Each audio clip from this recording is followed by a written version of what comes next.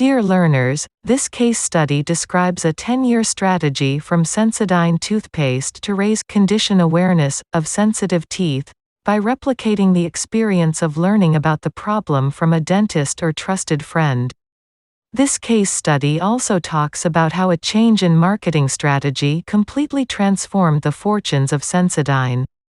Formerly a small player in a niche category, Sensodyne is now a $1 billion brand. In this category, it has built a significant 20% slice of all toothpaste. This stellar success was achieved by discovering a simple but important consumer insight. It says that 28% of people suffer from sensitive teeth, but in the year 2000 Sensodyne had a penetration of only 5%. Most sensitivity sufferers weren't doing anything about it, and their need was unmet. In the year 2000 Sensodyne was a small toothpaste brand, distributed in pharmacies, with 5% penetration. It had been around for 30 years, and was quietly occupying a specialist corner of the toothpaste market, with barely any competitor. In the year 2000 the company who owned Sensodyne came up for sale. GlaxoSmithKline were interested enough to acquire the company for the brand. Prior to its acquisition by GSK, Sensodyne's market communications had made an assumption, which was stifling the opportunity. The assumption was that selling the benefit of Sensodyne would build the business. GSK made a discovery that many people suffering sensitivity pain didn't know what it was, and certainly didn't associate its treatment with toothpaste. The key to unlocking the opportunity was to let people know that their pain was a treatable condition, with a toothpaste, and then that Sensodyne was the answer. By also ensuring that only Sensodyne owned the values of this newly built category. Thus, Sensodyne disproportionately benefited from that improved consumer understanding. After the acquisition of Sensodyne by GSK, the first step was to improve the distribution network. A product needed by nearly a third of the population deserves mainstream distribution. GSK added grocery to the brand's pharmacy distribution. Sales responded, as people who knew they needed it could now more easily find the product.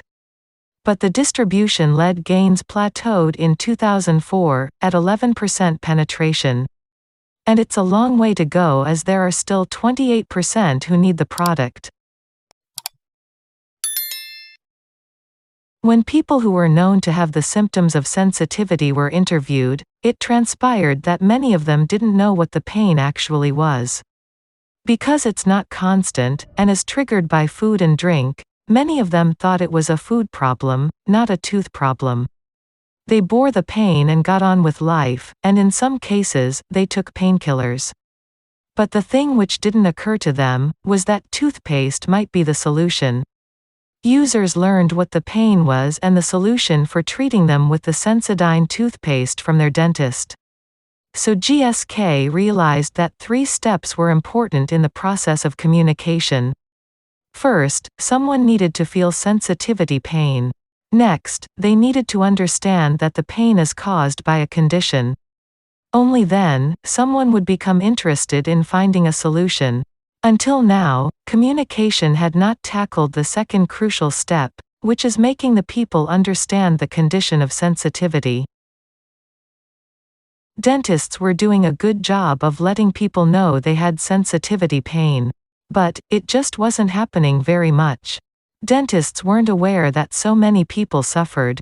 Sensodyne needed to target both dentists and sufferers, to create a two-way environment of better awareness of this oral health condition. Sensodyne started a program of education to dentists. This program lets dentists know how widespread sensitivity pain actually is. It also told them about Sensodyne's product range, so they knew there was an effective solution they could recommend. Dentists will only recommend products that they believe in. So Sensodyne deploys its GSK science heritage to find better proven ways to treat sensitivity, in order to build credibility with this expert audience.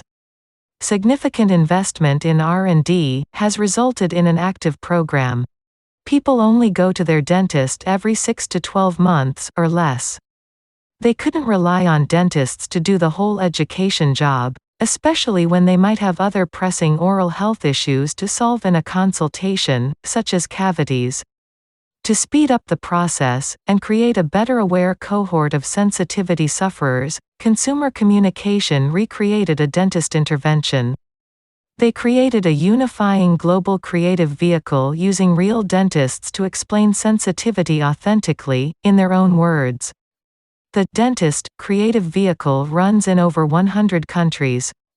As ads are all local language, huge numbers of executions are continually created. With this creative vehicle, Sensodyne has defined and claimed the category's values. The brand is typically personified as a consultant in a white coat, and is associated with brand values such as expertise and authority. In most cases, Sensodyne would replace Colgate, which is a much used and much loved family favorite. Colgate is a giant brand. A market research study shows 65% of the world buys Colgate. Colgate, however, remains associated with family and smiles, even in the sensitivity category. It is Sensodyne which conveys the trust and expertise, which the consumers prefer for the treatment of sensitivity.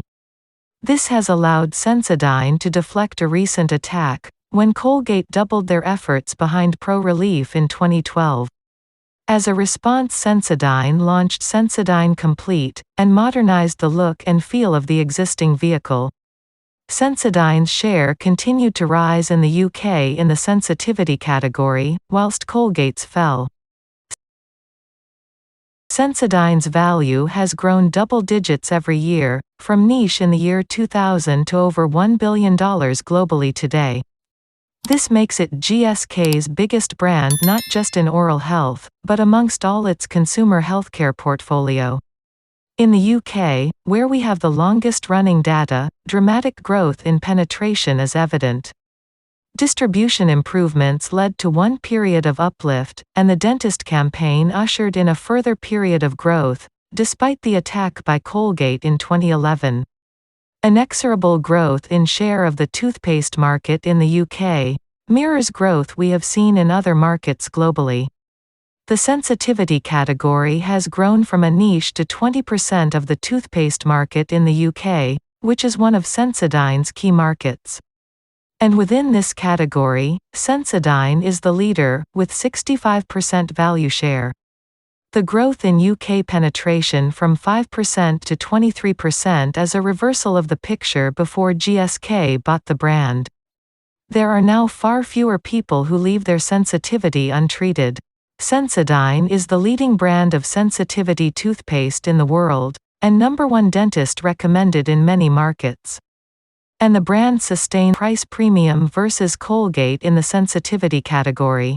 Thank you so much for listening to this video. I hope this video might be informative for you. Please do share your feedback regarding this video in the comment. Do not forget to subscribe this YouTube channel for receiving updates about my upcoming case study video.